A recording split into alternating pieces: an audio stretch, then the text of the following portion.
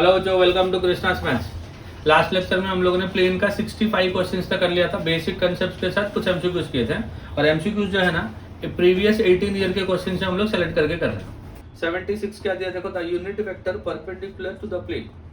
Plane को जो perpendicular होगा उसका यूनिट वेक्टर पूछा है। तो प्लेन को जो परपेंडिकुलर होता है वो कौन होता है बच्चों? नॉर्मल होता है। अरे नॉर्मल ही होता है ना, तो नॉर्मल का यूनिट वेक्टर पूछा है। नॉर्मल का यूनिट वेक्टर, पहले तो नॉर्मल वेक्टर लिख लो। नॉर्मल वेक्टर कैसे लिखोगे? नॉर्मल का डायरेक्शन रेशियो निकाल लो, उसमें आई जे के लिख लो, नॉर्मल वेक्टर हो गया। उसका यूनिट वेक्टर उसको उसके मैग्नीट्यूड से डिवाइड कर लो। चलो क्या दिया, देखो unit vector of the perpendicular. देखो प्लेन का इक्वेशन कितना दिया बच्चों? 4x minus 3y plus 12z is equal to 15। This is the equation of the plane. बोलते हैं ये प्लेन वेक्टर जो है ना उसको परपेंडिकुलर वाला लिखो, यूनिट वेक्टर लिखो जो इसको परपेंडिकुलर होगा। तो प्लेन को जो परपेंडिकुलर होता है वो क्या होता है? नॉर्मल होता है। नॉर्मल का डीआरएस क्या है बताओ? डीआरएस ऑफ नॉर्मल बोलो। 4 माइनस 3 एंड 12 है कि नहीं? तो एन बार क्या हो जाएगा? N bar equal to 4 into i cap minus 3 into j cap plus 12 into k cap. N bar आ गया, परपेंडिकुलर वेक्टर आ गया, बट अपने को परपेंडिकुलर यूनिट वेक्टर चाहिए। तो नॉर्मल का यूनिट वेक्टर चाहिए। नॉर्मल का यूनिट वेक्टर मतलब क्या करेंगे? नॉर्मल को उसके मैग्नीट्यूड से डिवाइड करेंगे। तो the unit vector of normal can be written as n bar divide by magnitude of n bar which is equal to 4 into i minus 3 into j plus 12 into k divide by i का coefficient का square मतलब 16 ना, ये 9 और ये 144 root ले लेंगे तो ये कितना होगा? 25 हो जाएगा। 144 25 है ना, 169 हो जाएगा, तो 13 हो जाएगा। 4 into i minus 3 into j plus 12 into k divide by 13। समझा? ये आंसर होगा। कौन सा ऑप्शन आया? ए आया। हो गया? तो ये खत्म हो गया तुम्हारा प्लेन के बेसिक कंसेप्ट। उसके बाद देखो एंगल बिटवीन टू प्लेन्स और लाइन एंड अ प्लेन। दो प्लेन के बीच में एंगल कैसे निकालेंगे? एक लाइन रहेगा, एक प्लेन के बीच में एंगल कैसे निकाल। अब मान लो दो प्लेन है ना, एक प्लेन है r bar dot n1 bar equal to p1 और एक है r bar dot n2 bar equal to p2। ऐसे दो प्लेन है ना, दो प्लेन के बीच में जो एंगल होता है, दो नॉर्मल के बीच में भी वही एंगल होता है। तो cos थीटा का फॉर्मूला क्या हो जाएगा? n1 dot n2 divide by magnitude of n1 n2। ये दो प्लेन के बीच। अगर दो लाइन के बीच में होगा तो cos theta equal to a1 a2 plus b1 b2 plus c1 c2 divide by square root of a1 square plus b1 square plus c1 square into square root of a2 square plus b2 square plus c2 square. ऐसा होता है। But एक line एक plane हुआ तो cos theta के बदले sin theta हो जाएगा। ये उसके बेसिक कंसेप्ट करे हम सभी। क्वेश्चन नंबर 77 क्या दिया देखो, r bar dot m into i minus j plus 2k plus 3 equal to 0 and second plane is r bar dot 2 into i minus m into j minus k minus 5 is equal to 0। If the angle between the plane this and this is, ये कुछ question गलत दिया बच्चों। तीन plane कहाँ से दिया? Angle देना चाहिए ना। देखो सोल्यूशन देखो एक बार, 30 डिग्री ना। हाँ, angle between this and this is 60 degree. ठीक है, कौन सा क्वेश्चन है देखो ये 77 ना। देखो 77 क्या दिया देखो बच्चों, दो प्लेन का इक्वेशन दिया है। पहला plane r bar dot m into i minus j plus 2k plus 3 equal to 0। Second r bar dot 2i minus m j minus k minus 5 equal to 0 and इन दोनों के बीच में जो एंगल है ना वो 60 डिग्री है। दोनों प्लेन है ना, अगर दोनों प्लेन रहेगा तो एंगल कौन से फॉर्म में आएगा? cos थीटा के फॉर्म में आएगा। cos थीटा का फॉर्मूला क्या बताओ? cos theta equal to n1 bar dot n2 bar divide by n1 का मैग्नीट्यूड इंटू n2 का मैग्नीट्यूड ना। तो देखो cos 60 डिग्री, यहाँ पे थीटा क्या है बच्चों? 60 डिग्री ना, इक्वल टू देखो ये n1 है और ये n2 है, ये दोनों ना n1 डॉट n2। फॉर्मूला क्या देखो n1 डॉट n2 मतलब क्या लिखो? n1 bar dot n2 bar divide by n1 बार का मैग्नीट्यूड इंटू n2 बार का मैग्नीट्यूड। ये है ना बच्चों cos थीटा का फॉर्मूला। चलो n1 डॉट n2 कितना है बताओ? cos थीटा को मैंने 1/2 लिख दिया। n1 m इंटू 2m ना, minus 1 into minus m plus m 2 into minus 1 minus 2 divide by n का मैग्नीट्यूड m का स्क्वायर प्लस 1 2 का स्क्वायर हो गया 4 इंटू स्क्वायर रूट ऑफ 2 का square 4 plus m square plus 1। समझ गया इतना तक? अब इसके बाद सिंपल कैलकुलेशन है, पहले तो स्क्वायर कर लो, स्क्वायर करके क्रॉस मल्टीप्लाई कर लो। जैसे स्क्वायर करोगे ये रूट हट जाएगा, ये रूट हट जाएगा, ये कितना है देखो बच्चों 5 प्लस एम स्क्वायर, और ये भी 5 plus m square, even square करने की भी जरूरत नहीं है ना। देखो 5 plus m square, 5 plus m square, ये भी रूट है ये भी रूट है, तो मल्टीप्लाई होगा तो रूट अपने आप हट जाएगा। So this is 1/2 equal to 2m plus m, कितना बच्चों 3m minus 2, and divide by कितना हो गया m स्क्वायर प्लस 4, 5 ना 1 प्लस 4, हाँ m स्क्वायर प्लस 5 हो गया ऐसा। यहाँ पे मॉड था तो क्रॉस मल्टीप्लाई कर लो, क्रॉस मल्टीप्लाई कर दो तो m square plus 5 equal to कितना हो गया 2 इंटू 3m, तो 6m माइनस 4, सबको एक साइड ले लो, तो m square plus 5 minus 6m plus 4 is equal to 0। So this is equal to m square minus 6m plus 9 is equal to 0. So this can be written as m minus 3 the whole square now jam equal to 0. तो m minus 3 equal to 0. Therefore m equal to 3. समझ गया? Simple था, कुछ नहीं था। दो plane का equation दिया था, एक नॉर्मल ये है, एक नॉर्मल ये है, दो वेक्टर के बीच में एंगल का फॉर्मूला बस। ठीक है, चलो 77 हो गया। 78 सिमिलर है तो स्किप करेंगे, हाँ सेम है 5/3। अब देखो 79 देखो क्या दिया question, if the angle theta between the line, एक लाइन दिया है x plus 1/1 equal to y minus 1/2 equal to z minus 2/2, and the plane कितना दिया देखो 2x minus y plus root lambda into z equal to plus 4 equal to 0, plus 4 is equal to 0 such that sin theta equal to 1/3 then lambda equal to, देखो एक line है एक plane है, मैंने बताया था एक लाइन रहेगा एक प्लेन रहेगा तो एंगल कौन से फॉर्म में आएगा, sin थीटा के फॉर्म में आएगा।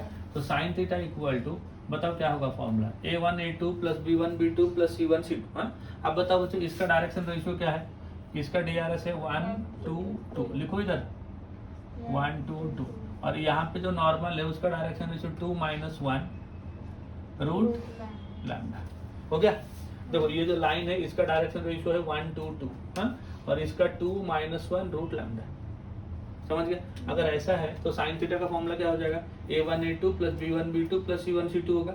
a1 a2 देखो 1 इंटू 2 क्या लिखूं 2 ना, b1 b2 2 into -2 plus 2 into root lambda, a1 a2 plus b1 b2 plus c1 c2 divide by square root of 1 का स्क्वायर 1, 2 का स्क्वायर 4, 2 का square 4 into square root of 2 का स्क्वायर 4 माइनस 1 का 1 root lambda का square is lambda, and sine theta is how much given ना, sine theta is 1/3 है ना, angle is given as 1/3 equal to 2 - 2 cancel हो गया, so this is 2 root of lambda divide by 8 plus 1 9, 9 का root हो गया 3, and this will B 5 plus lambda का square root. हो गया, अभी क्रॉस मल्टीप्लाई करके स्क्वायर कर लेते हैं, और उससे पहले ये 3 और ये 3 को कैंसिल कर लेते हैं, तो इसको इधर ले लो स्क्वायर कर लो, तो 5 प्लस लैम्डा का square root equal to 2 root lambda, square कर दिया तो 5 प्लस लैम्डा इक्वल टू 2 का स्क्वायर 4 इंटू लैम्डा, लैम्डा को उधर ले लो है ना, तो 3 lambda will be equal to 5, and lambda equal to कितना हो गया 5/3 या -5 बराबर है ना 5/3। क्या मिला आंसर, देखो कौन सा ऑप्शन मिला, दो आंसर दिए, -5/3 हो रहा है क्या, नहीं +5/3 देखो ना लैम्डा इधर चला गया तो 3 लैम्डा हो गया, तो इधर 5 है ना, तो लैम्डा 5/3। समझा, समझ गया बच्चों सबको? ये 79 हो गया। 80 वाला देखो सिमिलर टाइप का क्वेश्चन है, 80 वाला सेम टाइप का है। 81 the acute angle between the line and the plane is, the angle between plane and line बस सिमिलर है ना। आगे बढ़े, और एक हो गया ना, बहुत सारे क्वेश्चन हो गए। याद रखो दोनों प्लेन रहेगा तो cos थीटा, दोनों लाइन रहेगा तो cos थीटा, एक लाइन एक प्लेन रहेगा तो sin थीटा, दोनों प्लेन के लिए cos थीटा, दोनों लाइन के लिए cos थीटा, एक लाइन एक प्लेन के लिए sin थीटा। टारगेट ऐसा रखो बच्चों, MACET के लिए ना टारगेट ऐसा रखो 200 का होता है, इसमें मैथ्स फिजिक्स और केमिस्ट्री है, तो मैथ्स के कितने मार्क्स होते हैं 100, फिजिक्स के कितने मार्क्स होते हैं 50, केमिस्ट्री के कितने मार्क्स होते हैं? 50। अब इसमें ना ये बड़ा रोल है, मैथ्स का ना रोल है। मैं मैथ्स पढ़ा रहा हूँ इसलिए नहीं बोल रहा हूँ, ये सच में है। हाँ, कितने क्वेश्चन होते हैं देखो, 50 इंटू 2, ये 100 होते हैं। इसमें से ना 12th के 40 क्वेश्चन होते हैं। 12th के कितने होते हैं? 40। और 10 क्वेश्चन कितने होते हैं? 11। हाँ, तो ये वाला पार्ट को ना एकदम अच्छे से करो, क्योंकि अभी अभी 12th हुआ है, गर्मा गर्म है, गर्म है ना। हाँ, अभी हाथ रखो तो भाप निकलता रहेगा, देखो एकदम गर्म है 12th वाला। तो ये 40 क्वेश्चन ऐसा करो कि प्रीवियस ईयर के जो 18-20 साल के जितने क्वेश्चंस मिल रहे तुम लोग को, हाँ, और मोस्ट इंपोर्टेंटली लास्ट के 10 साल के, मतलब वो बहुत पुराना करने की जरूरत नहीं। बहुत पुराना करोगे ना, वो टाइम पे सीईटी में बहुत इजी क्वेश्चन आते हैं, मतलब क्वेश्चन देखो आंसर। अब तुम देखोगे ना अराउंड, मैं बोल रहा हूँ 2012-13 से पहले वाले, 12-13 से पहले वाले क्वेश्चन देखो ना, वो बहुत ही लल्ले लल्ले क्वेश्चन है। एक देखा सॉल्व हो गया, देखा सॉल्व हो गया, वैसे टाइप के करने की जरूरत नहीं। 12 के बाद के 12, 13, 14, 15, 16, 17 वहां से अगर करोगे ना, स्टैंडर्ड क्वेश्चन आते हैं, पहले जैसा इजी क्वेश्चन नहीं आते। तो 12th का इसलिए इजी पड़ेगा तुम लोग को। अभी 12th का बोर्ड एग्जाम लिखे हो ना, सारे कंसेप्ट आते हैं, सारे फॉर्मूलेस आते हैं। जो शॉर्टकट्स में बता रहा हूँ वो शॉर्टकट यूज करो, ये करो। अगर ये 40 क्वेश्चन अच्छे से कर लिए, इसमें से कुछ ही चैप्टर्स करो, कुछ ही चैप्टर मतलब जो चैप्टर कंपलसरी आते हैं। कौन कौन सा ऐसा बताओ? पहला चैप्टर हो गया सीक्वेंस एंड सीरीज, दूसरा चैप्टर बताओ कॉम्प्लेक्स नंबर्स, है ना, तीसरा चैप्टर रिलेशन एंड फंक्शंस, चौथा कोनिक सेक्शन, और कौन सा? Permutation and combination. बट ये चैप्टर ना ध्यान से करो, जिसको अच्छे से परम्यूटेशन कॉम्बिनेशन आता रहेगा वही लोग करो। हाँ, उसके बाद बाइनोमियल थ्योरम करो, बाइनोमियल थ्योरम करो, लिमिट्स करो। हाँ, ऐसा एक 7-8 चैप्टर करो जिसमें से कंपलसरी क्वेश्चन आते हैं। हाँ? तो इसमें से अगर 40 क्वेश्चन प्रॉपरली कर लिए और इसमें से अगर 7-8 क्वेश्चन भी कर लिया ना, टोटल 47-48 क्वेश्चन, मतलब मैं बोल रहा हूँ कि 94 से लेके 100 का टारगेट रखो। इसमें मैथ्स में रखो 45 क्वेश्चन भी होते हैं तो भी 90 आएंगे। 90 आएंगे। और फिजिक्स में देखो किसका कौन सा स्ट्रेंथ, फिर देखो फिजिक्स केमिस्ट्री में से कुछ बच्चे फिजिक्स अच्छा कर लेते हैं, कुछ बच्चे केमिस्ट्री अच्छा कर लेते हैं। और केमिस्ट्री अच्छा करते हो तो एकदम से अच्छा करो, क्योंकि केमिस्ट्री स्कोरिंग है। हाँ? और फिजिक्स में बच्चे वो न्यूमेरिकल में थोड़ा गड़बड़ करते हैं। हाँ? कुछ बच्चे अच्छा कर लेते हैं, कुछ जनरली बच्चे न्यूमेरिकल में गड़बड़ करते हैं। और फिजिक्स का पेपर हमेशा घुमा फिरा के ही आता है, सीईटी में भी और बोर्ड में भी, है ना। तुम वो एक तरह से पढ़ के जाओगे, वो दूसरे तरीके से क्वेश्चन आया रहेगा, समझा कि नहीं? तो ये इसमें से ना अराउंड 35 से लेके 40 का टारगेट रखो, और इसमें से ना अराउंड 30 से लेके 40 का टारगेट रखो। इसमें से अगर 5-10 मार्क्स ज्यादा लाते हो, 35 से लेकर अगर 45 तक जाते हो, तो इसमें अगर 1-2 मार्क कम भी हो गया तो चलेगा। इसमें 30, इसमें 35 से लेके 40, तो 40 प्लस 30 कितना हो गया? करीब 70 हो गया। अगर मिनिमम पकड़ के चले तो 70 हो गया। यहाँ से अगर करीब कितना हो गया? 90 हो गया, तो 160 आएगा। कितना आएगा? 160। अच्छा कॉलेज मिलेगा मुंबई में, तो अच्छा कॉलेज मिलेगा, ये गारंटी है। मुंबई में जो है ना, ये VJTI एक हो गया, सरदार पटेल हो गया, और ये कौन सा और एक है ना, KJ सोमैया हो गया। जो हाँ, तो VJTI में क्या होगा ना, तुम लोग को थोड़ा और करना पड़ेगा, 81-85 तक करना पड़ेगा, मतलब इसको थोड़ा ऊपर लेना पड़ेगा, 41-42 तक, 45 तक करना पड़ेगा। बाकी 160 में ना अच्छे कॉलेज मिल जाएंगे, अच्छे ब्रांच भी मिल जाएंगे, पसंदीदा ब्रांच भी मिलेगा, समझा कि नहीं? तो ये टारगेट रखो और इस पे ज्यादा फोकस करो, इस पे ज्यादा फोकस करो, और ये करते रहो। और ये देखो, इन दोनों में से जिसको जो अच्छा आता है, अगर किसका दोनों अच्छा आता है तो दोनों करो, है ना। इतना करोगे तो ये टारगेट कर लोगे ना, अच्छे कॉलेज मिल जाएंगे। बट मैथ्स को अच्छा करना जरूरी है, एकदम फोकस के साथ पढ़ाई करना। फोकस मतलब समझते हो ना क्या होता है? नहीं, फोकस नहीं समझता है। यही उम्र में तो टूटता है फोकस, उसी को बराबर रखो। मतलब एक गांव में देखो, एक अंकल थे, हाँ, वो खेती बाड़ी करने वाले अंकल थे ना, है कि नहीं? सुनो ध्यान से, वैसा फोकस रखने का। हाँ, तो गांव से बैल लेके गए, और नॉर्मली तुम्हारा जो जमीन वगैरह होता है ना, वो गांव से थोड़ा दूर होता है। देखो, इस साइड गांव है तो इस साइड जमीन है, इस साइड गांव है तो उस साइड जमीन, आर पार ऐसा होता है ना। तो बीच में एक सड़क जा रहा था, एक रोड जा रहा था जो शहर की तरफ जाता था। तो नॉर्मली देखो, गांव वाले कोई होगा तो जाना, मैं गांव का हूँ तो मेरे को मालूम है। गांव में क्या करते हैं किसान ना, जब बैल को खेत तक लेके जाते हैं ना, तब दोनों को बांध के लेके जाते हैं, दोनों को बांध के। बट जब शाम को आते हैं ना, उनको खोल के छोड़ देते हैं, वो गले में जो बांधा हुआ रहता ना, हाँ, उसको खोल के छोड़ देते और वो ऑटोमेटिक घर पे आ जाते हैं, हाँ। तो नॉर्मली ऐसा ही होता है हमेशा, बट एक दिन इत्तेफाक से क्या हुआ ना, ये एक तो क्रॉस हो गया, ऐसा मेन रोड है, इस साइड खेती है और दोनों बैल आ रहे थे, एक बैल रोड क्रॉस हो गया और एक बैल बराबर रोड के ऊपर ही था, यहाँ से गाड़ी आई, बस आई, तो वो इसको देखे ना हॉर्न मार दिया। और कुछ जानवर देखो, तुम हॉर्न मार दोगे, लाल कपड़ा दिखला दोगे, ऐसा तो घबरा के भाग जाते। वो बैल भाग गया किधर, किसी को नहीं मालूम किधर गया। अभी अंकल को पता ही नहीं, किसान को पता ही नहीं। घर पे आए और जब शाम को चारा देने को गए ना उनको, देखे एक ही बैल है शेड में, दूसरा बैल है ही नहीं। तो अभी दूसरा बैल अगर नहीं मिलेगा तो क्या करेंगे, अगले दिन तो खेती बाड़ी हो नहीं पाएगा। ढूंढने लग गए आसपास के गांव, कभी कभी होता है ना कि इधर उधर चले जाते हैं, तो आसपास के गांव ढूंढे और आसपास के गांव में भी नहीं मिला। अब क्या करेंगे, इसको उसको पूछने लगे। तो जब पूछते पूछते ना, एक बंदा उनका गांव का रोड से आ रहा था, बोला एक बैल तो बस के सामने भाग भाग के जा रहा था, है ना, कहाँ तक गया रहेगा। बोला मैं थोड़ा दूर देखा, 4-5 किलोमीटर के बाद देखा, मतलब से उसके 2 किलोमीटर का आगे शहर है, तो अंकल को लगा शहर चला गया रहेगा। तो सुबह उठे और बैल ढूंढने के लिए शहर गए। और वो शहर में ना 3-4 साल में एक बार मेला होता है, 4 साल में एक बार मेला होता है। तो वो मेले बहुत फेमस मेला होता है, तो बहुत लोग आते हैं उधर, बहुत लोग आके जमा होते हैं, होटल सब ऑलरेडी बुक हो जाते हैं। तो अंकल ढूंढते ढूंढते, शहर का 2 पास है ना, इस साइड एक है और इस साइड कुछ एरिया है, तो इस साइड का एरिया ढूंढने लगे। बोलते पहले इस साइड का एरिया ढूंढ लेता हूँ, बाद में ये साइड का अगर नहीं मिला तो इस साइड आऊंगा। तो ये साइड का एरिया पूरा ढूंढे और शाम हो गया और तब तक बैल उनको मिला नहीं। अब क्या करेंगे, दूसरा साइड ढूंढेंगे, है ना। दूसरा साइड ढूंढने के लिए अब रात को रुकना पड़ेगा ना। अब गांव थोड़ा दूर है, गांव जाएंगे तो सुबह तो वापस आना ही है।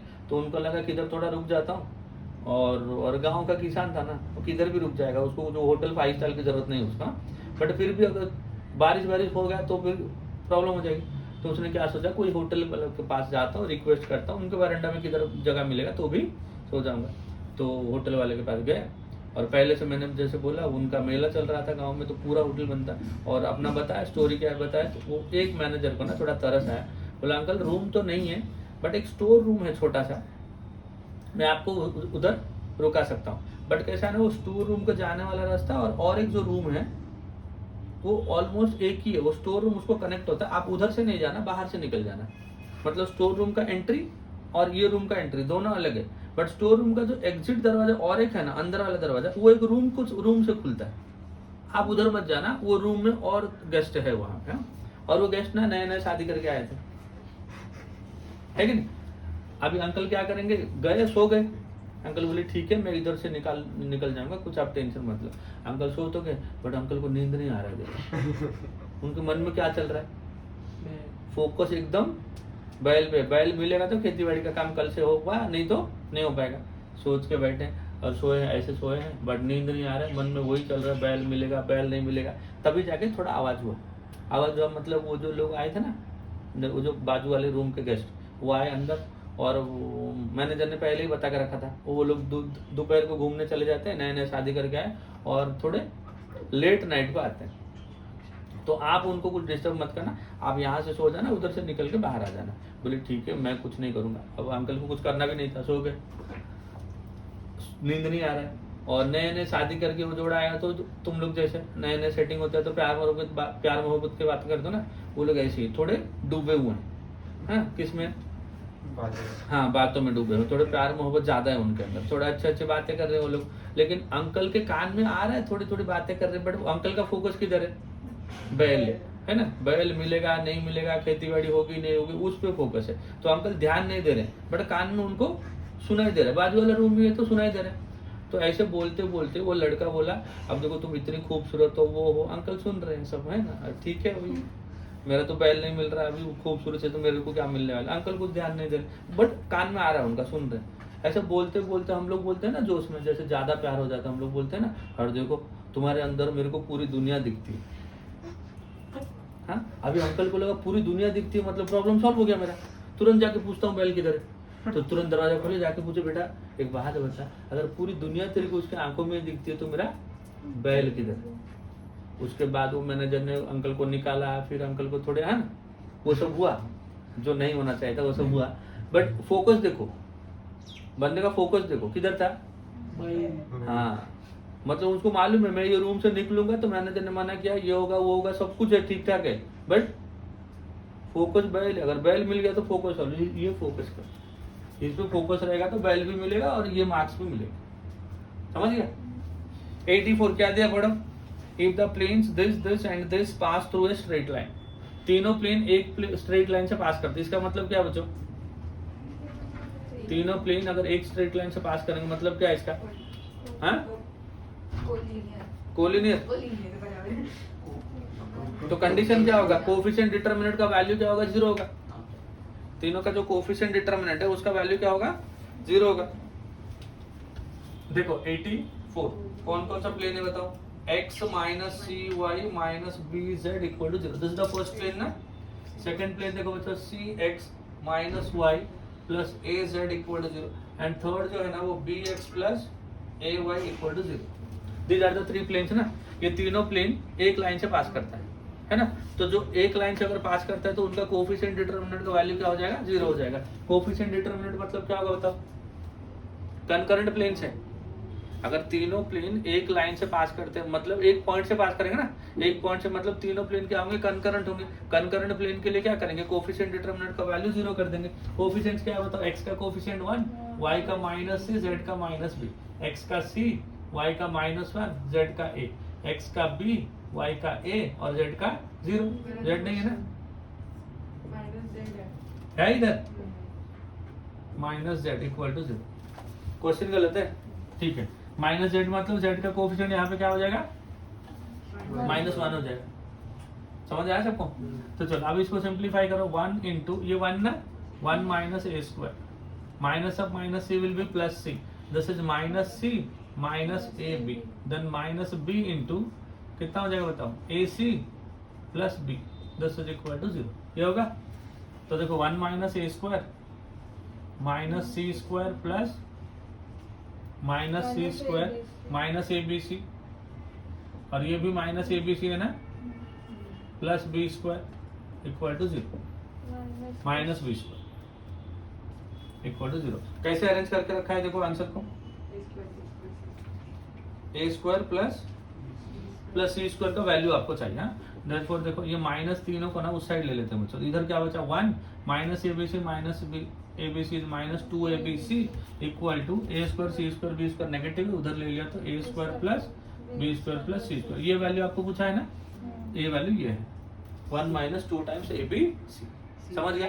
3 प्लेन है और तीनों प्लेन का जो पॉइंट ऑफ इंटरसेक्शन है वो सिंगल लाइन है, सिंगल लाइन है, तो मतलब कंकरेंट प्लेन्स होते हैं। प्लेन्स क्या होते हैं, कंकरेंट होते हैं। तो कोफिशिएंट डिटरमिनेंट को 0 कर दिया। कौन सा ऑप्शन आया बच्चों, सी ऑप्शन है, हो गया।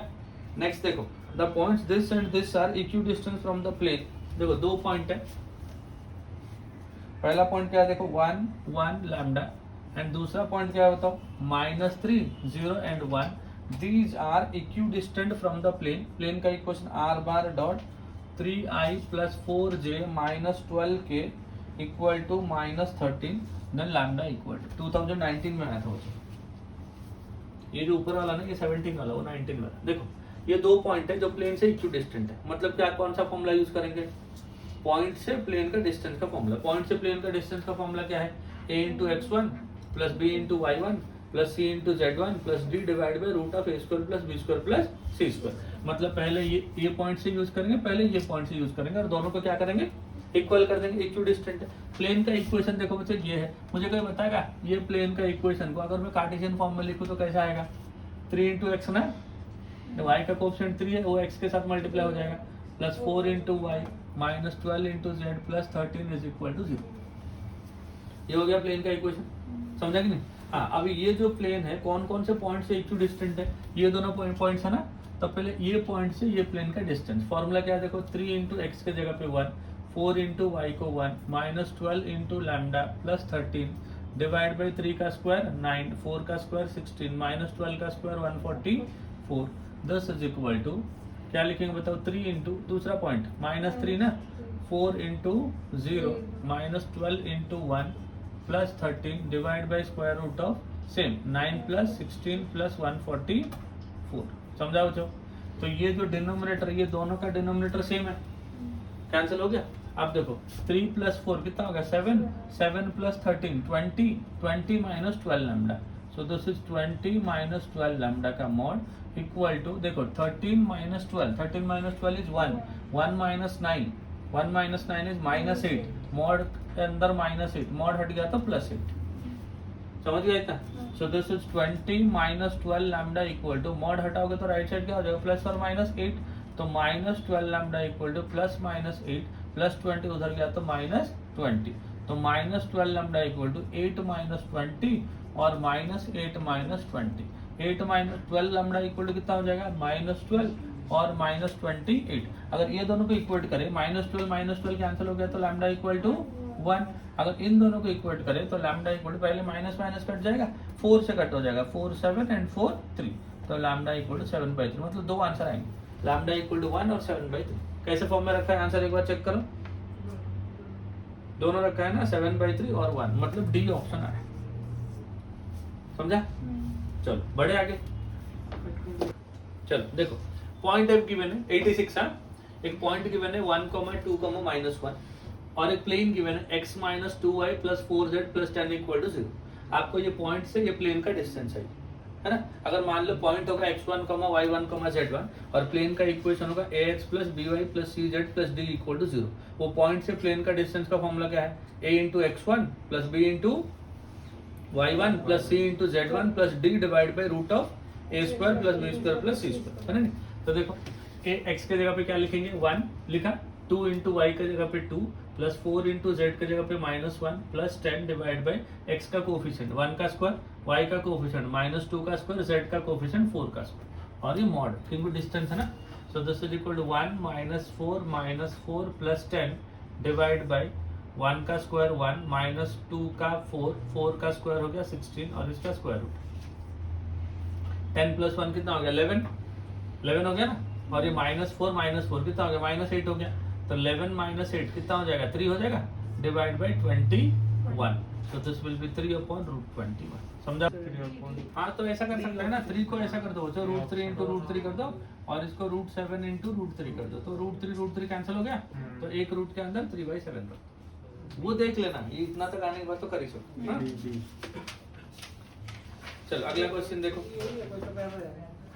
2020 वाला रिसेंट, कोरोना वाला सा पहला साल, कोरोना का पहला साल था ना, कोरोना तो 2021 वाला ईयर था, उसके पहले the length of perpendicular to the plane from origin, कितना इजी क्वेश्चन आया था देखो, यही है बट ये ओरिजिन से था, पॉइंट क्या हो गया ओरिजिन मतलब 0 0 0 हो गया, प्लेन का इक्वेशन है r bar dot i minus 2j plus 3k equal to 40, क्या करेंगे बच्चों पहले d upon root of a square plus b square plus c square करेंगे, x का कोफिशिएंट क्या है देखो इधर 1 है ना, या तो अगर कंफर्टेबल नहीं हो इसके साथ ना तो इसको ऐसे बना दो, है ना। तो देखो r का x इंटू आई plus Y into j plus Z into के होता है, देखो i का जो कोफिशिएंट है वो x के साथ मल्टीप्लाई हो जाएगा और j का कोफिशिएंट y के साथ हो जाएगा, k का कोफिशिएंट z के साथ हो जाएगा -14 इक्वल टू 0, ये ना प्लेन का इक्वेशन। डिस्टेंस फ्रॉम ओरिजिन का फॉर्मूला होता है distance from origin equal to d divide by square root of a square plus b square plus c square, और d का वैल्यू कितना है देखो -14 divide by square root of -14 ना, 1 का स्क्वायर 1 -2 का 4 3 का स्क्वायर 9, तो ऊपर हो गया 14, मॉड हटा दिया तो नेगेटिव चला गया, 9 + 4 13 + 1 हो गया √14, 14/√14 कितना हो गया √14 यूनिट, समझा कितना इजी से समझा रहे थे।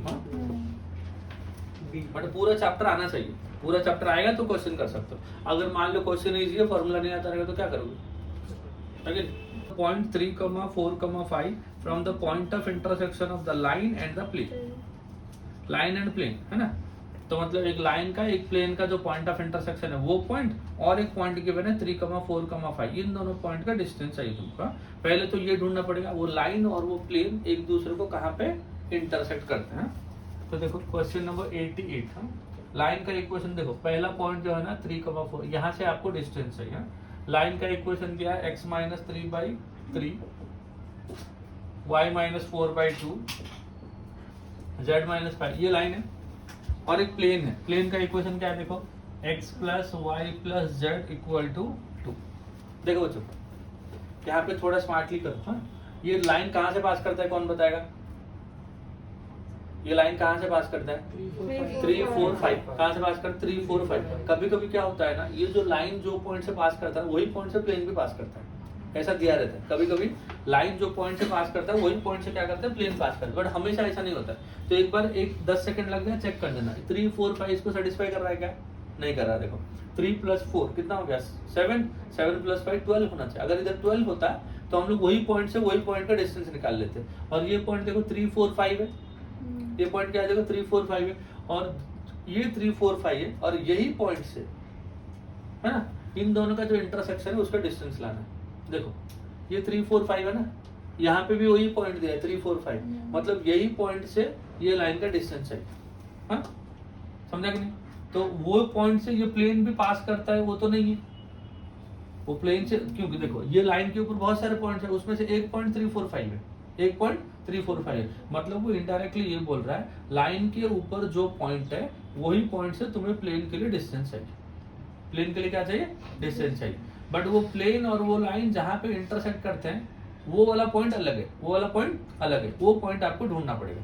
अब मान लो एक लाइन है और एक प्लेन है, कहीं ना कहीं पे इंटरसेक्ट करते रहेंगे, जहां पे भी इंटरसेक्ट करेंगे वो वाला पॉइंट दोनों का कॉमन पॉइंट होगा। किस किस का? लाइन का एंड प्लेन का। तो लाइन के ऊपर एक पॉइंट लाएंगे और हम लोग बोलेंगे कि ये जो पॉइंट है ये प्लेन के ऊपर भी है, ठीक है ना? अभी लाइन के ऊपर अगर एक पॉइंट चाहिए तो लाइन को कौन से फॉर्म में लिखते हैं? लाइन के ऊपर अगर आप लोग को एक पॉइंट चाहिए तो लाइन को कौन से फॉर्म में लिखते हैं? पैरामीट्रिक फॉर्म ना, इक्वल टू आर करते हैं। देखो इक्वल टू क्या करते हैं बच्चों? आर। तो मेरे को बताओ एक्स कोऑर्डिनेट क्या आएगा? 3। कौन सा वाला? ये ये 1 है क्या? ये 3 और ये 1 ऐसा, हाँ ठीक है। तो देखो ये 3 4 5 ये वाला पॉइंट है ना, अब देखो इक्वल टू मैंने आर कर दिया, इक्वल टू आर कर दिया तो मेरे को लाइन के ऊपर का पॉइंट आ जाएगा। लाइन के ऊपर का पॉइंट बताओ बच्चों, 1 × आर कितना हो गया? आर और -3 उधर जाके +3, तो ये हो गया आर + 3। वाई कोऑर्डिनेट बताओ 2r + 4। जेड कोऑर्डिनेट बताओ 2r + 5। ये हो गया पॉइंट, और ये पॉइंट इसको सेटिस्फाई करेगा क्योंकि कॉमन पॉइंट है, हाँ? तो x के जगह पे क्या लिखोगे बताओ? x के जगह पे लिखोगे r + 3, y के जगह पे लिखोगे 2r + 4, z के जगह पे क्या लिखोगे? 2r + 5 and this is equal to 2। r + 2r कितना हो गया? 3। 3 + 2 कितना हो गया? 5r, है ना? 5 + 4 हो गया 9, 9 + 3 हो गया 12, 12 उस साइड चला गया -12, 2 - 12 हो गया -10, तो r इक्वल हो गया -2। r मिल गया। r को यहाँ पे सब्स्टिट्यूट कर लो तो पॉइंट आ जाएगा मेरे को, बताओ पॉइंट -2 + 3, 2 × -2 + 4, 2 × -2 + 5 हो गया। 3 - 2 हो गया 1, 4 - 4 हो गया 0, 5 - 4 हो गया 1। ये पॉइंट आ गया। पॉइंट क्या मिला अपने को? 1 0 1। अभी मुझे ये पॉइंट और ये पॉइंट के बीच में मुझे डिस्टेंस चाहिए, distance between these two point. समझा क्या क्या क्या? देखो एक पॉइंट गिवन था और बोल रहा था लाइन और प्लेन जहाँ पे इंटरसेक्ट करते हैं वो पॉइंट का डिस्टेंस वो पॉइंट से निकालना। तो हम लोग क्या करेंगे, ये दोनों पॉइंट के बीच में डिस्टेंस निकालेंगे। अब बताओ दोनों पॉइंट के बीच में डिस्टेंस कैसा होगा? d = 3 - 1 का होल स्क्वायर प्लस 4 - 0 का होल स्क्वायर प्लस 5 - 1 का होल स्क्वायर और इसका रूट। डिस्टेंस फॉर्मूला लग गया। 3 - 1 हो गया 2, 2 का स्क्वायर हो गया 4, 4 - 0, 4 का स्क्वायर कितना हो गया? 16, 5 - 1 4, 4 का स्क्वायर हो गया 16, 16 + 16 कितना हो गया? 32 + 4 36, तो डिस्टेंस हो गया 6। समझा क्या क्या? पहले हमने क्या किया, वो पॉइंट जो दिया था उसको फिक्स रखा, लाइन और प्लेन का इंटरसेक्शन निकाला। इंटरसेक्शन के लिए क्या किया? लाइन के ऊपर एक आर्बिट्री पॉइंट ले लिया, आर्बिट्री पॉइंट के लिए पैरामीट्रिक फॉर्म में लिखा x y z आ गया। और क्योंकि ये प्लेन को भी इंटरसेक्ट करेगा तो जहां पे लाइन प्लेन को इंटरसेक्ट करेगा वो पॉइंट दोनों के लिए कॉमन होगा, तो लाइन के ऊपर जो पॉइंट मिला उसी को हमने प्लेन के ऊपर सब्स्टिट्यूट कर दिया इधर, तो r मिल गया। r को सब्स्टिट्यूट किया तो पॉइंट मिल गया, पॉइंट यहाँ पे मिल गया। ये पॉइंट और ये पॉइंट के बीच में डिस्टेंस फॉर्मूला लगा। समझ आया सबको? चलो एक क्वेश्चन और करते हैं। 88 हो गया था ना, दिस वन इज 88, नाउ 89। ये किया है? If the points this and this are equidistant from the plane, find the integral values of lambda। हाँ, इंटीजर वैल्यूज ऑफ लैम्डा। हम लोग को लैम्डा के दो वैल्यू मिले थे, 7/3 और एक 1 मिला था। इसमें से इंटीजर कौन है बच्चों? 1 है, तो 1 आ जाएगा आंसर, है कि नहीं? अगर इंटीजर वैल्यू नहीं बोला तो आंसर दोनों होंगे। समझ रहे हैं ना? वही जो सम हमने किया था, इससे पहले किया था, देखो एक क्वेश्चन नंबर में बता रहा हूँ, 85 किया था ना, वहां पे जो ऑप्शंस थे उसमें दोनों था 7/3 और 1। हाँ, तो वहां पे दोनों होगा, 7/3 और 1 वाला जो ऑप्शन है वो आंसर होगा। बट यहाँ पे क्या दिया रहा है, इंटीजर वैल्यूज ऑफ लैम्डा, तो 7/3 एंड 1 में से इंटीजर वैल्यू कौन है, 1 है, तो आंसर 1 होगा। भले ही तुमको 7/3 1 दोनों आंसर मिलेंगे, बट आंसर टिक कौन सा करोगे, 1। बट यहाँ पे ऑप्शन अगर देखोगे, अगर क्वेश्चन बनाने वाला थोड़ा ढंग का क्वेश्चन बनाया रहेगा, तो यहाँ पे दोनों ऑप्शन दिए रहेंगे। एक ऑप्शन में 7/3, 1 दिया रहेगा, और एक ऑप्शन में सिर्फ 1 भी दिया रहेगा, और एक ऑप्शन में हो सकता है 7/3 भी दिया रहेगा। तो सोच के लिखना, इंटीजर मतलब 1, ठीक है। तो ये हो गया। यहाँ पे देखो ऑप्शंस में क्या क्या दिया, 1, 3, 2, 4, सबके सब इंटीजर दिए, सबके सब इंटीजर दिए, समझे कि नहीं। नेक्स्ट देखो, the distance of the point this from the plane this, ये भी किया था क्या, सिंपल है ना। देखो पॉइंट कितना दिया बच्चों, पॉइंट दिया 2, -1, 0, ये x1 y1 z1। प्लेन का इक्वेशन क्या दिया, 2x + y + 2z + 8 = 0, ये है ना 90, हाँ सर ये 90 वाला, 89 वाला हम लोग ने कर लिया था पहले। हाँ चलो अभी देखो, प्लेन पॉइंट को x1 y1 z1 मान लेंगे, प्लेन को क्या मानेंगे, ax + by + cz + d = 0। Point से प्लेन का डिस्टेंस का फॉर्मूला क्या हो जाएगा, 2 × x के जगह पे 2, y के जगह पे 1 + 2 × z के जगह पे 0 + 8 डिवाइड बाई स्क्वायर रूट के अंदर x का कोफिशिएंट का स्क्वायर, y का कोफिशिएंट का स्क्वायर, z का कोफिशिएंट का स्क्वायर, ऐसा हुआ। 2 × 2 हो गया 4 प्लस -1 प्लस 8 डिवाइड बाई 4 + 4 8, 8 + 1 हो गया 9, 9 का रूट हो गया 3, तो 12 - 1, 12 - 1 कितना हो गया 11 ना, 11/3 यूनिट्स, समझ गए। चलो तो ऑप्शन हो गया ए ऑप्शन आ गया। 91 करेंगे, 90 हो गया ना। चलो, the distance of the point 7, 5, 2, question number 91 है बच्चों, question number 91। The distance of the point 7, 5, 2 from the plane this measure parallel to the line this, है ना। एक पॉइंट से एक प्लेन का डिस्टेंस चाहिए, और एक लाइन, वो जो डिस्टेंस आएगा वो और एक लाइन को क्या होगा, पैरेलल होगा। मतलब देखो, अगर मैंने पॉइंट ले लिया 7, 5, 2, दिस इज द पॉइंट, ठीक है, और एक प्लेन दिया है, प्लेन कौन सा है देखो, 3x + 4y + z - 8 = 0, है ना। ये पॉइंट से ये प्लेन का डिस्टेंस, ये पॉइंट से ये प्लेन का distance measure parallel to the line, एक लाइन को पैरेलल, एक लाइन को क्या होगा बच्चों, पैरेलल, ऐसा बोला है ना, ठीक है। अब बताओ कैसे करेंगे, और वो लाइन का इक्वेशन भी गिवन है। लाइन का इक्वेशन क्या है देखो, x - 1/3 = y - 3/2 = z + 1/2, कैसे करेंगे बताओ। ये प्लेन है, ये प्लेन है ना, ये पॉइंट है, ये प्लेन है। अब ये जो लाइन है ये इसको पैरेलल है, ये इसको पैरेलल है, और ये पॉइंट से प्लेन के ऊपर एक पॉइंट है, उसका क्या चाहिए आपको, डिस्टेंस चाहिए, हाँ। Distance from this point to this measure parallel to this, कैसे करेंगे बताओ। प्लेन के ऊपर एक पॉइंट लेना पड़ेगा, प्लेन के ऊपर एक पॉइंट लेना पड़ेगा, ये पॉइंट से ये पॉइंट का जो क्या होगा, डिस्टेंस होगा, वो अपने को चाहिए, बट वो ऐसा डिस्टेंस है कि वो लाइन को पैरेलल होना चाहिए। अगर लाइन को पैरेलल होता रहेगा तो इसका डायरेक्शन रेशियो और इसका डायरेक्शन रेशियो दोनों सेम होगा। प्लेन के ऊपर एक पॉइंट लेना है, कैसे लेंगे प्लेन के ऊपर आर्बिट्री पॉइंट, प्लेन के ऊपर कोई भी एक पॉइंट ले लेंगे, x, y, z ले लेंगे। अगर x, y, z ले लिए, let x, y, z be a point on the plane, तो ये वाला पॉइंट को मान लो a, ये वाला पॉइंट को मान लो p, तो ए पी का डायरेक्शन देखो, ये पॉइंट है, पॉइंट गिवन है, ये पॉइंट से ये प्लेन का डिस्टेंस है, राइट, और जो डिस्टेंस होगा पैरेलल टू दिस प्लेन होगा, ये प्लेन को पैरेलल होगा, ऐसा चाहिए। और ये जो लाइन का इक्वेशन है ये प्रिंट मिस्टेक है, ये 6 के जगह पे 2 दिया था, 6 के जगह पे 2 दिया था, तो तुम लोग को जो फोटो दिखेगा ना उसमें करेक्शन दिखेगा, राइट, उसमें 2 के जगह पे क्या दिखेगा, 6 दिखेगा, ठीक है। तो ये पॉइंट से ये प्लेन का distance measure parallel to this line, ये हमें करना है। तो मैंने क्या किया ना, प्लेन के ऊपर एक पॉइंट ले लिया x, y, z। अभी ये पॉइंट A है, ये पॉइंट P है, तो DRS ऑफ AP निकालना है, DRS of AP bar, AP बार का DRS क्या होगा, x2 - x1 मतलब x - 7, y - 5, z - 2, हो गया। x minus 7, y minus 5, z minus 2. These are direction ratios of AP बार. अब AP बार को ये लाइन पैरेलल और लाइन का डायरेक्शन रेशियो क्या है 3, 6 and 2. DRS of line,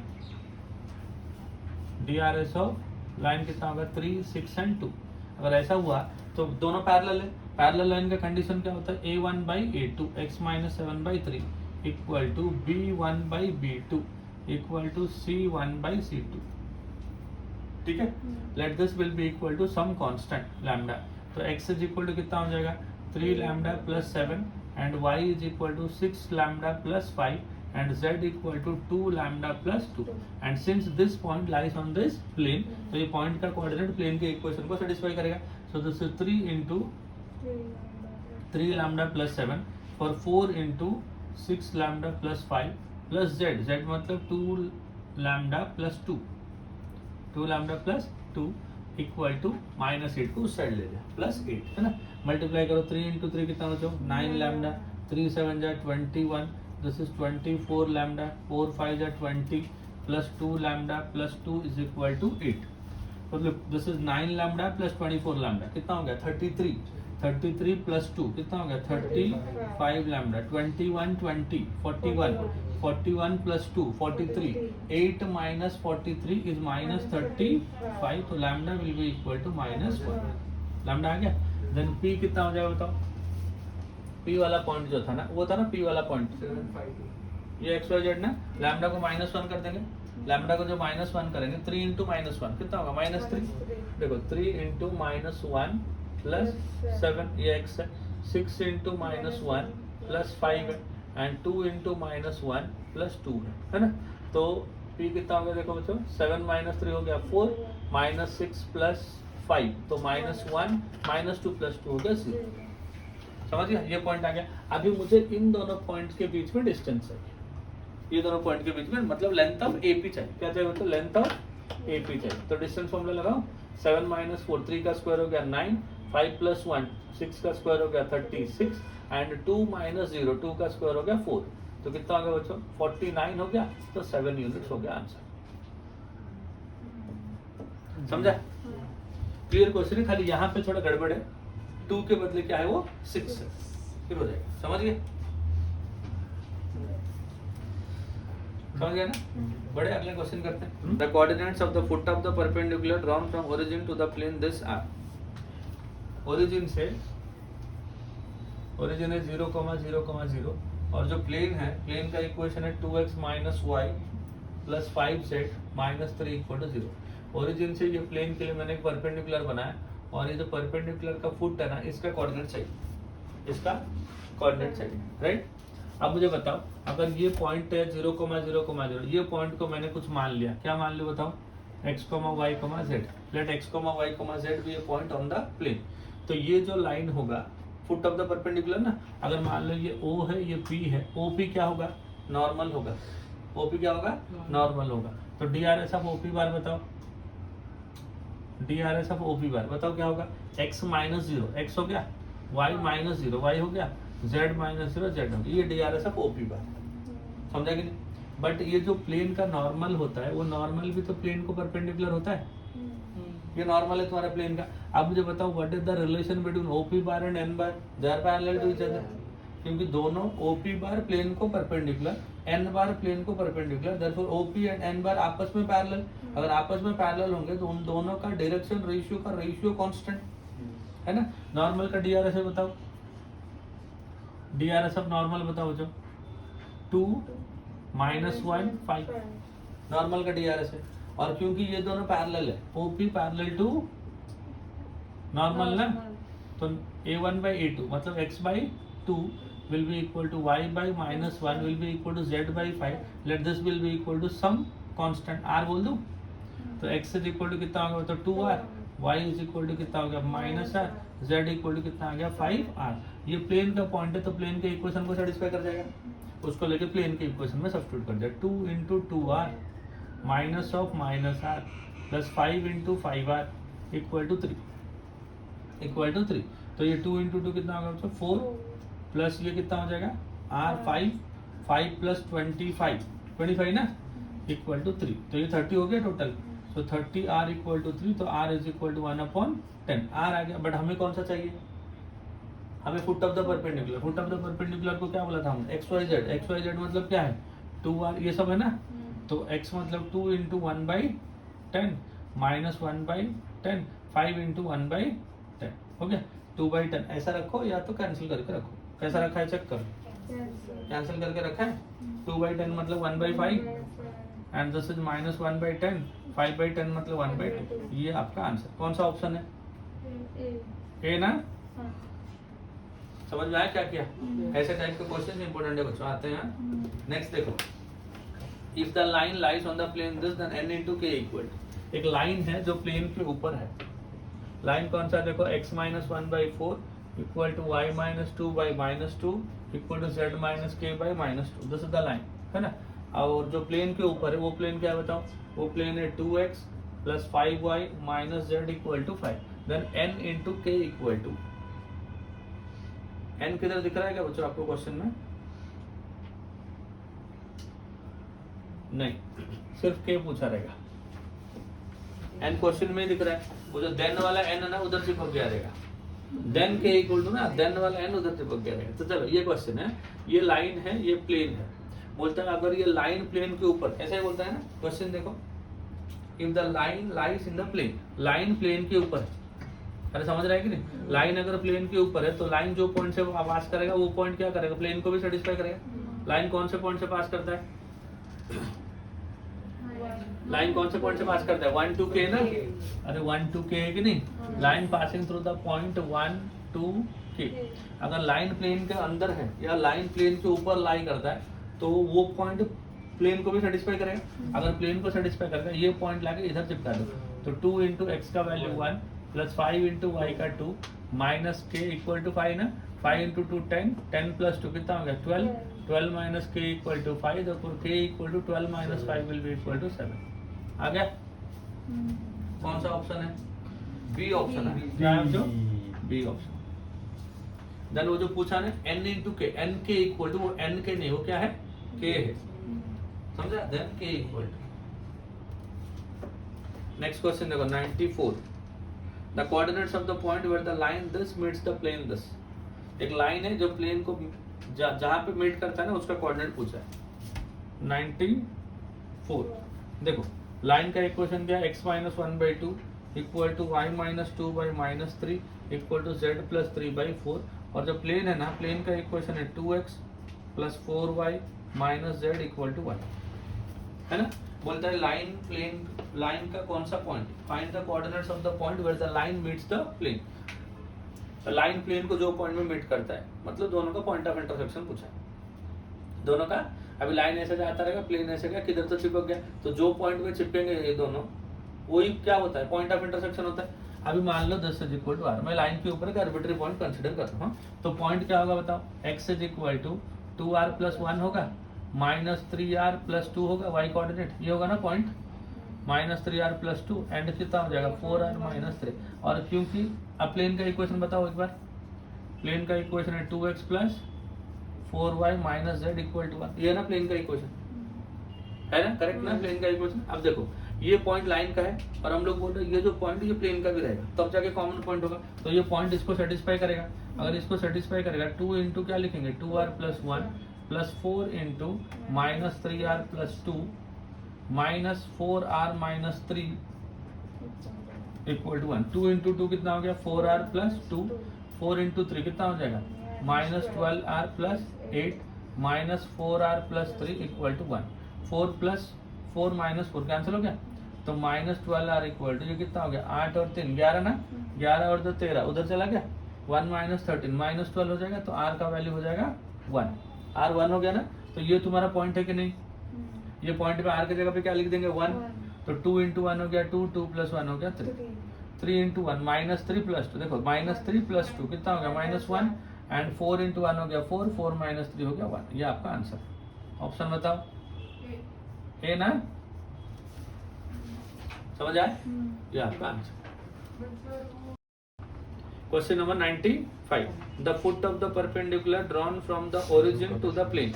similar type का क्वेश्चन है। ओरिजिन से प्लेन के लिए फुट ऑफ द परपेंडिकुलर बना है उसका। हाँ, कौन सा क्वेश्चन किया था बच्चों, ऐसा वाला एक बताओ मेरे को। Coordinates of foot of the perpendicular drawn from origin 92 and 95 दोनों सिमिलर है। हाँ? तो 95 होमवर्क दे देता हूँ मैं आपको। हाँ? 95 आपका जीपी है। जीपी मतलब समझ रहे हो ना, घर पे करने का। हाँ, नेक्स्ट देखो बच्चों 96, question number 96। If the line r bar is equal to this parallel to the plane this, एक लाइन एक प्लेन को पैरेलल है। देखो बच्चों प्रैक्टिकली सोचो, ये एक प्लेन है और ये एक लाइन है। ये प्लेन है, ये लाइन है ना, ये दोनों पैरेलल है। इसका मतलब क्या है, जो प्लेन का नॉर्मल है वो लाइन को परपेंडिकुलर है। तो लाइन का डायरेक्शन रेशियो निकाल लो, प्लेन का नॉर्मल का डायरेक्शन रेशियो निकाल लो, परपेंडिकुलर कंडीशन यूज कर लो, a1 a2 plus b1 b2 plus c1 c2 equal to 0। समझ गया क्या क्वेश्चन? तो लाइन का इक्वेशन क्या दिया, देखो लाइन का equation is r bar is equal to i cap minus 2 into j cap plus 3 into k cap, then plus lambda into 2 into i cap plus j cap plus 2 into k cap. Okay, i minus 2j plus 3k plus lambda into this. इसमें DRS बताओ line का, DRS of line बताओ तो क्या है 2 1, हाँ 2 1 2। Line का DRS हो गया।